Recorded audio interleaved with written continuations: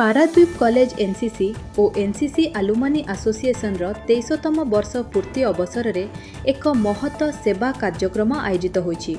देश प्रथम एवं एकता और श्रृंखलार आदर्श को नहीं बाहुड़ा यात्रा अवसर में ऑफिसर्स क्लब निकटरे दही पानी बंटन शिविर करा जायथिला।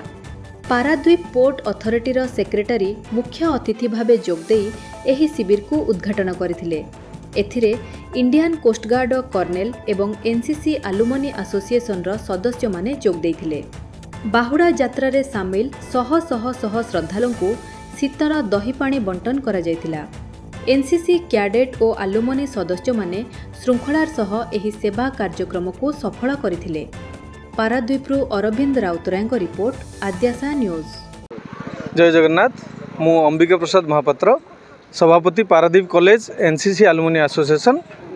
आमे आज बाहुड़ा यात्रा उपलक्षे भक्त मानक पई इठी दहीपणार व्यवस्था करिछु, जहाँ श्रद्धालु मानक आमर कॉलेज एनसीसी कैडेट आमर एक्स एनसीसी कैडेट जो मैंने एनसीसी पास आउट आमर एनसीसी आलुमनी मेंबर समस्ते यह आम 2003 अनवर्ड्स रू करी आसुचु, जहाँ 23 वर्षर आज आमर दहीपणा प्रदान सेवा कार्य करी आसुचु। यह द्वारा भक्त मानक तृष्णा आम मेंटेई पारिबा आशा प्रकाश करिछु। आमर ये एनसीसी आलुमनी एसोसिएशन प्रत्येक रविवार समुद्र कूल सफाई ठारू आरंभ करी सचेतनतामूलक कार्यक्रम, पक्षी मानक खरा दिन में पानी बंटन, रक्तदान शिविर एवं से नो टू ड्रग्स अवेयरनेस एमती बहुत समाजर हित पई आमे कार्य करी आसुछु। एवं यही कार्य केवल समाज नुहे प्रकृति भी आम कर आसुचु। एवं जहाँ ए वर्ष आमको ओडिशा सरकार प्रकृति मित्र भाव 2025-26 अवार्ड रे सम्मानित करिसेंती।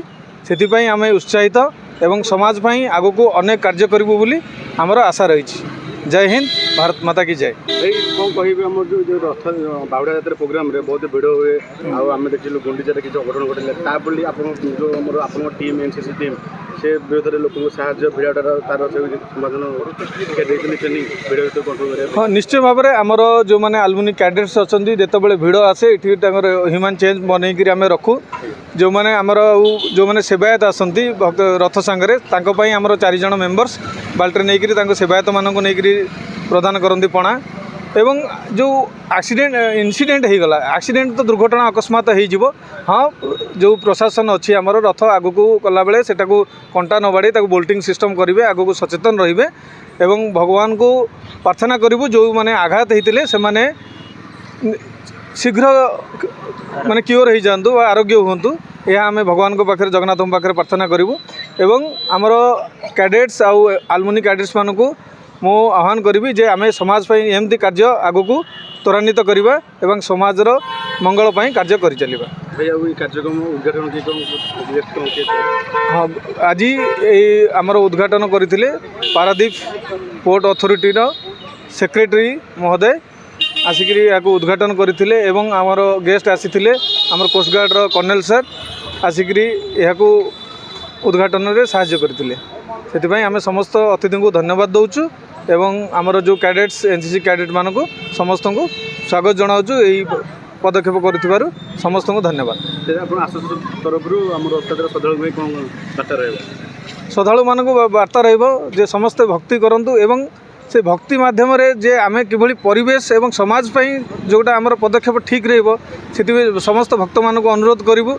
जदि भी प्लास्टिक यूज करूचंती प्लास्टिक यूज न करिबा भलो।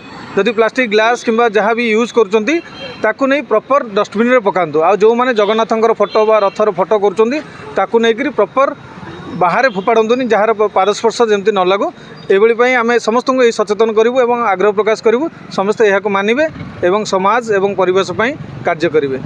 धन्यवाद। जय हिंद, भारत माता की जय।